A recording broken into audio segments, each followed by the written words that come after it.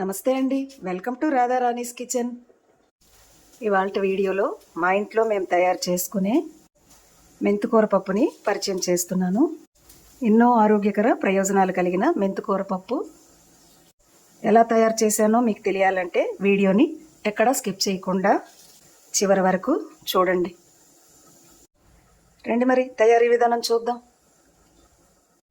మెంతికూర పప్పు తయారీకి కావలసిన పదార్థాలు: ముందుగా చాలా తక్కువగా చింతపండుని తీసుకొని నానబెట్టుకోవాలి. కందిపప్పుని తీసుకుని తగినంత వాటర్ వేసుకొని చక్కగా కడగాలండి. 2 సార్లు కడిగానండి. తగినంత వాటర్ వేసుకోవాలి. మనకి పప్పు ఉడకడానికి సరిపడా వేసుకోవాలండి. కొన్ని పచ్చిమిర్చి, మనం కారం ఎంత తింటామో చూసుకొని వేసుకోవాలి.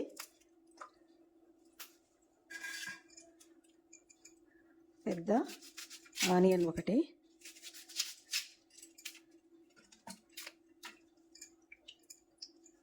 రెండు టమాటాలను వేసుకుంటున్నాను.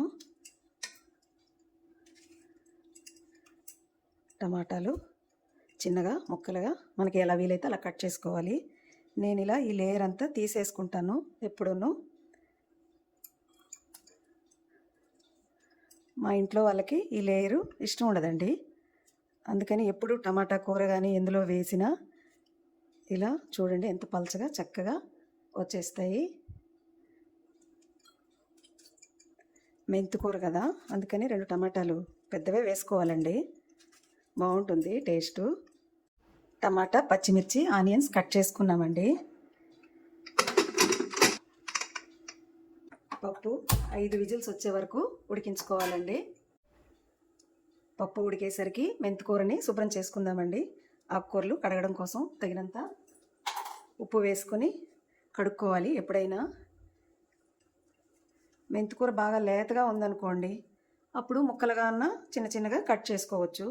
కొంచెం ముదురుగా ఉన్నదైతే ఓన్లీ ఇలా ఆకులు మాత్రమే కట్ చేసుకోండి. ఇలా ఒక్కొక్కటిగా ఆకులన్నింటినీ తీసుకోవడమేనండి.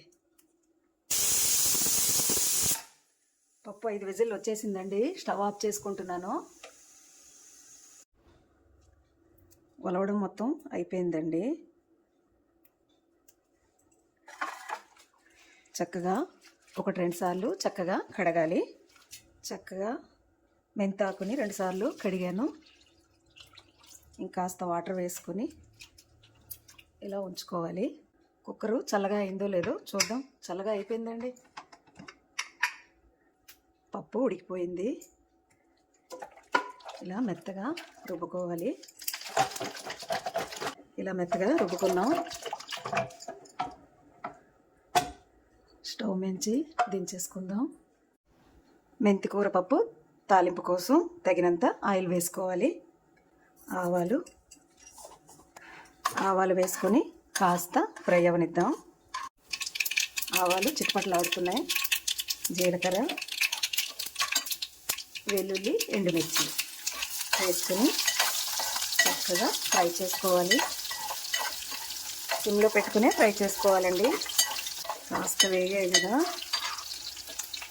ఇప్పుడు కొన్ని ఆనియన్స్ వేసుకున్నాక కూడా ఫ్రై చేసుకోవాలండి. ఆనియన్స్ ఫ్రై అయిపోయాయండి.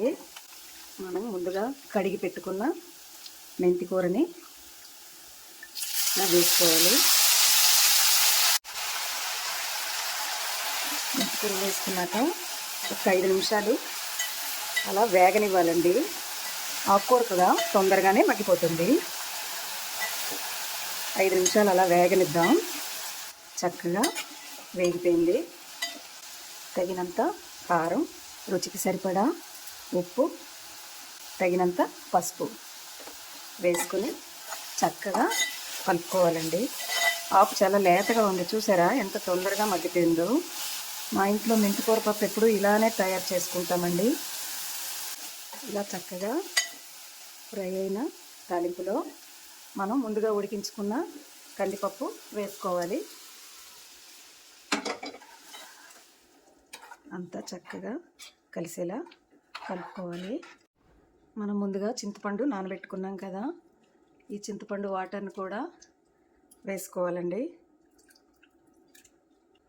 చింతపండు వాటర్ వేసుకున్నాక 1 నిమిషం అన్నీ కలిసేలా చక్కగా ఉడికించుకోవాలి. 1 నిమిషం అయిందండి. ఎంతో రుచికరమైన మెంతికూర పప్పు తయారైపోయిందండి. చూడండి ఎంత చక్కగా వచ్చిందో. హెల్త్ పరంగా చాలా మంచిదండి, చాలా బాగుంటుంది కూడా. మీరు కూడా ఒకసారి తప్పకుండా ట్రై చేయండి. మీకు కూడా చాలా నచ్చుతుంది, అంత బాగుంటుంది టేస్టు. మీకు కనుక ఈ వీడియో నచ్చినట్లయితే లైక్ చేయండి, షేర్ చేయండి, మా ఛానల్కి సపోర్ట్ చేయండి. Thanks for watching.